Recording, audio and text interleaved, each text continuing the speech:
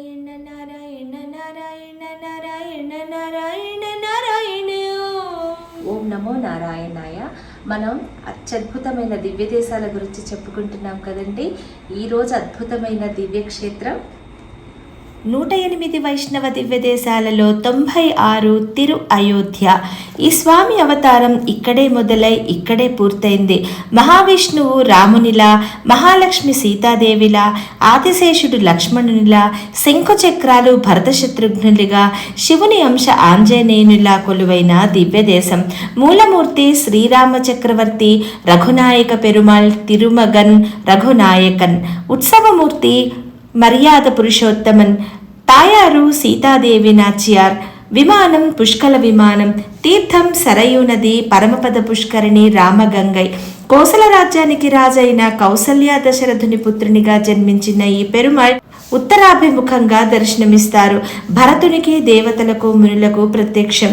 రాముని జన్మస్థలమైన ఈ అయోధ్య ఉత్తరప్రదేశ్లో ఫైజాబాద్ నుండి 6 కిలోమీటర్ల దూరంలో ఉంటుంది. రామావతారంలో సాధారణమైన రాజులా జీవించి మామూలు మానవుల జీవితాన్ని గడిపిన పెరుమాళ్ సత్యపథంలో నడిచి ముక్తిపథం వైపు మనల్ని నడిపించారు. ఒకే బాణం, ఒకే మాట, ఒకే ధనస్సు, ఒకే ధర్మం, ఏకపత్ని ఇలా అనుసరించిన స్వామి. బ్రహ్మదేవుడు శ్రీమన్నారాయణుని గురించి తీవ్ర తపస్సు చేయగా శ్రీమన్నారాయణుడు ప్రత్యక్షమై బ్రహ్మ తీవ్ర భక్తికి ఆయన కళ్ళల్లో ఆనంద బాష్పాలు తిరిగాయిట. బ్రహ్మ ఆ బిందువులు భూమి మీద పడకుండా కమండలంలో పట్టుకున్నారు. ఎందుకంటే అవి భూమి మీద పడడం ఆయనకి ఇష్టం లేదుట. దాంతో ఆయన తపశ్శక్తితోటి పుష్కరిణిని సృష్టించారు. స్వామి యొక్క ఆనంద బాష్పాలతో ఆ స్వామి సృష్టించిన నదే సరయూ నది, అంటే బ్రహ్మ మానస సరస్సు అన్నమాట. దీన్ని రామగంగై అని కూడా పిలుస్తారు. ఈ సరస్సు పవిత్రమైన మహిళగా ఉండేదని, వశిష్ఠుడు బ్రహ్మ సహాయం అడగగా ఇక్కడ అయోధ్యలో పారిందని, అందుకే దీన్ని వశిష్ఠయిగా పిలుస్తారని, రాముడు దశరథుడు ఈ నదితో మాట్లాడేవారని చెబుతారు. ఇంతకుముందు ఇక్కడ 2700 దేవాలయాలు ఉండేవట. రాముడు ఒక కొడుకులా, సోదరునిలా, భర్తలా, రాజులా, స్నేహితునిలా, తండ్రిలా మరియు శిష్యునిలా ఎలా బ్రతకాలో మానవాళికి నేర్పించిన పుణ్యమూర్తి.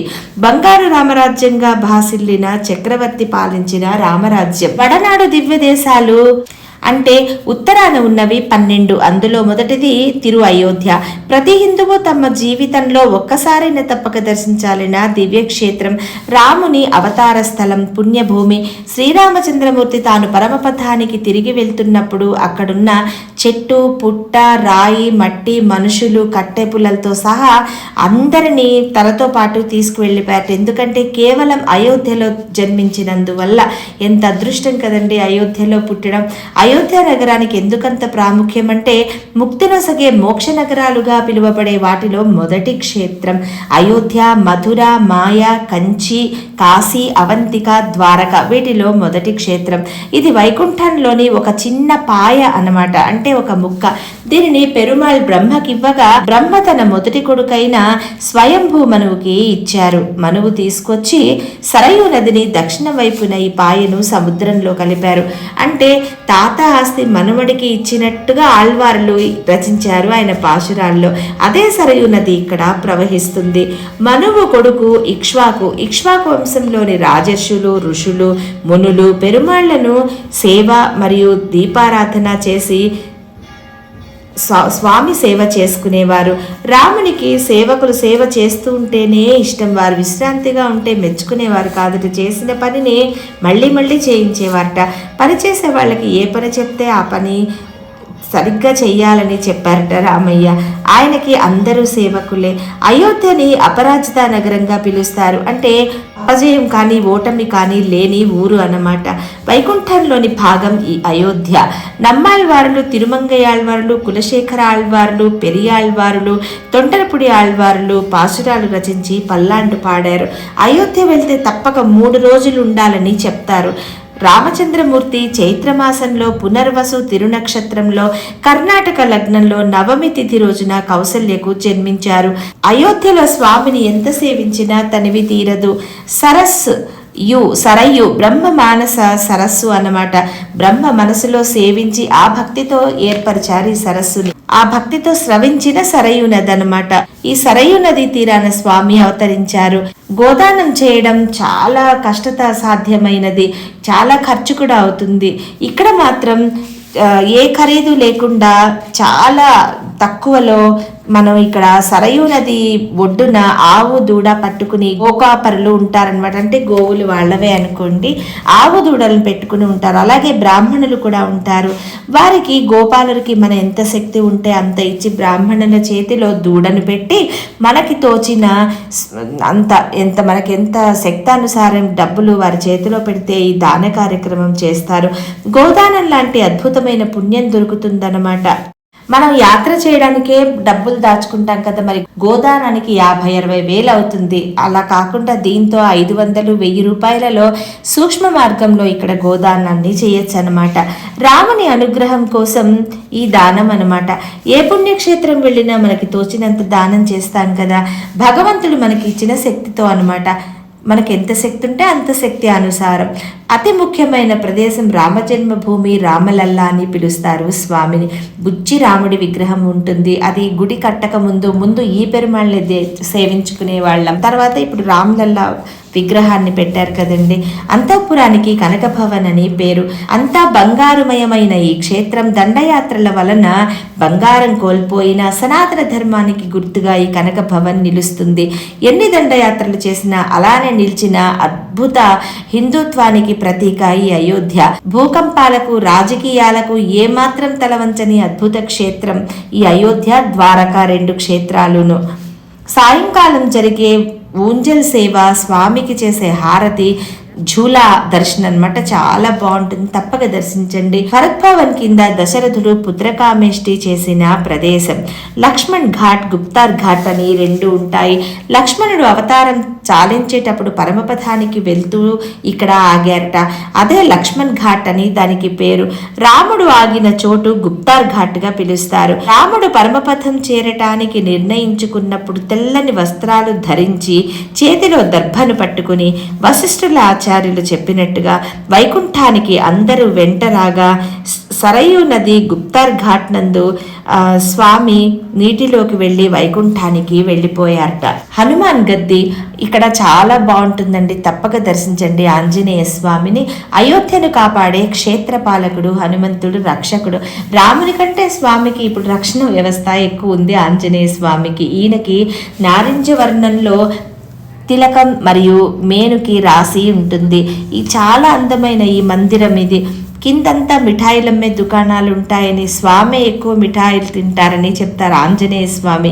తప్పక దర్శించాల్సిన హనుమాన్ గద్ది మందిర్ చాలా రద్దీగా ఉంటుంది. ఎప్పుడు వెళ్ళినా కూడా చక్కటి క్షేత్రం అన్నమాట. లవకుశల మధ్యలో వాల్మీకి ఉన్న విగ్రహం ఉంటుంది. బయటికి వచ్చాక దక్షిణాన అమ్మాజీ మందిరం అని ఒక ఆలయం ఉంటుంది. దీనిని దక్షిణాది వారే నిర్మించారు. బయటికి వచ్చాక దగ్గరలో నందిగ్రామం అనే చోట భరతుడు 14 ఏళ్లు తపస్సు చేసి రాముని ప్రతినిధిగా ఆయన పాదుకలు పెట్టి ఉన్న ప్రదేశం ఉంది. ఆయన అలా రాజ్యమేలారు. తర్వాత రాముడు రావణుని జయించాక వస్తున్నారు అని ఆంజనేయ స్వామి వచ్చి భరతుడికి చెప్పగా ఇద్దరు సంతోషంతో ఆలింగనం చేసుకున్న విగ్రహం అక్కడ ఉంటుంది. సూర్యవంశరాజైన రఘుమహారాజు మనుమడు దశరథుడు, ఆయన కుమారుడు రాముడు. శ్రీరాముని పూర్వీకులైన ఆయుధ్ అపరాజితుడు కనుక ఆయన పేరు మీద ఈ నగరానికి అయోధ్య అని పేరు వచ్చిందని చెప్తారు. అత్యద్భుతమైన దివ్యక్షేత్రం. రాముడు స్వయంగా తిరిగి స్నానమాడి సంచరించిన ప్రదేశం. మనం కూడా తిరగడం మనం చేసుకున్న అదృష్టం. వాల్మీకి మహర్షి రామాయణంలో 24,000 శ్లోకాలు రాసినవి వాల్మీకి భవన్లో గోడ మీద ఉన్నాయి, తప్పక చూడండి. బంగారు రామరాజ్యంగా భాసిల్లి రామచంద్రమూర్తి పాలించిన రామరాజ్యం 108 వైష్ణవుల దివ్య దేశాలలో 96. మేము ఈ క్షేత్రంకి దర్శించినప్పుడు ఇంకా అప్పుడు ఈ పెద్ద ఆలయం కడుతున్నారు. మేము వెళ్ళేటప్పటికి ఇంకా నిర్మాణం పూర్తవలేదు. మేము చిన్న రామ్లల్లాని బోలెడన్ని దివ్య అక్కడ క్షేత్రాలన్నీ దర్శించుకున్నాము. అమ్మవారి సీతాకి రసోయి అని ఉంటుంది, తప్పకుండా వెళ్ళండి. చక్కటి భోజనం పెడతారండి మధ్యాహ్నం పూట. చాలా కడుపు నిండా అమ్మ అన్నం పెట్టి మరీ పంపించారు మేము అక్కడికి వెళ్ళినప్పుడు. సీతమ్మ తల్లి వంటిల్లు భలే క్షేత్రం అండి నిజంగా. బుజ్జి బుజ్జి రాముడి విగ్రహాలు ఎక్కడ చూసినా, రామచంద్రమూర్తి స్వయంగా పాలించిన క్షేత్రంలో మనం తిరగడం కూడా మనం చేసుకున్న పుణ్యమే అని భావించేదిగా తిరు అయోధ్య 96వ దివ్య దేశం. माता सीता जी जनकपुर से जब ब्याह करके आए तो माता जानकी का यहाँ पर डोला उतारा गया, मुंह दिखाई हुआ, जो केकई ने सीता को सोने का महल श्री कनक भवन दिया, कौशल्या माता ने चूड़ामणि दिया, सुमंत्रा जी ने गले का हार दिया, दशरथ राजा ने कहा कि जा बेटी मैं आज से वचन देता हूँ, आज से मनुष्य पहला कोई राम नहीं कहेगा, मैं वचन देता हूँ पहले सीता उसके बाद राम। बोलो सीता मैया की जय, जय श्री राम। आप दक्षिण भारत का राजा है, तुमको तो भगवान के भंडारा में कनक भवन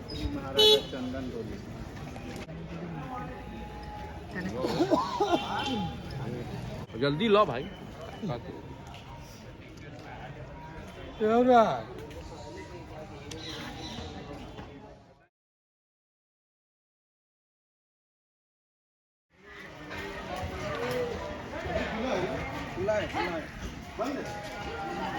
అన్ని బంద్. ఈ అయోధ్య ఘాట్లో రామేశ్వర అక్కడ మనం శివుడి టెంపుల్ చూసాం కదండి, ఇదంతా రాజమహల్ వాళ్ళు నివసించినవి. అక్కడేమో ఇది రామ్ की पौड़ी है ना? जो श्री राम जी के कनिष्ठ पुत्र थे कुश जी महाराज, उन्होंने की थी जी। एक बार क्या हुआ था कि कुश जी महाराज स्नान करने सरयू जी पधारे हुए थे, ठीक है ना। तो स्नान करते समय उनके हाथ का कड़ा कंगन जो है वो सरयू जी में गिर गया। वो कंगन जो है उनको बड़ा अति प्रिय था, क्योंकि उसको माता सीता जी ने उनको प्रदान किया था। जब उन्होंने ध्यान किया कि मेरा कंकड़ खो गया है, वो कहाँ गया, तो उनको ज्ञात हुआ कि वो कंकड़ जो है नाग कन्या लेके चली गई। हाँ, तो उनको इतना क्रोध हुआ कि नाग कन्या ने मेरे कंकड़ की चोरी की है, आज मैं पूरे नागलोक को ही भस्म कर दूंगा ताकि भविष्य में कोई इस तरीके की चोरी ना कर सके, ठीक है ना। तो फिर जब नागलोकों को ज्ञात हुआ कि कुश जी ने ऐसा कहा है तो बड़े भयभीत हो गए। बोले किसी हमारी प्राण रक्षा कैसे हो। तो उन्होंने अपने इष्ट, चूँकि भगवान भोलेनाथ नागों के इष्ट हैं, उनसे प्रार्थना की कि प्रभु किसी तरीके से हमारी प्राण रक्षा कीजिए। भोलेनाथ प्रकट हुए, अपने भक्तों की रक्षा के लिए देखिए सदैव आते हैं, है ना। तो भोलेनाथ प्रकट हुए, उन्होंने कुश जी के क्रोध को शांत किया और कहा इन नागों को अभय दान दीजिए। नागों को अभय दान दिलाने का कारण ही इनका नाम नागेश्वर पड़ा है। हाँ, और उसके बाद फिर उसी कन्या से कुश जी का विवाह भी करा दिया। कुश जी ने कहा महाराज हम इस सारी चीज़ों को तभी स्वीकार करेंगे जब आप नित्य प्रति हमको यहाँ पर दर्शन दिया करें। तो तब से ये मंदिर स्थापित है सरयू मैया के तट पर। बराबर अपने भक्तों का कल्याण कर रहे हैं, दर्शन दे रहे हैं। Thank you. అమ్మవారు నాగేశ్వర స్వామి, ఎదురుగుండ గణపతి, నందీశ్వరుడు.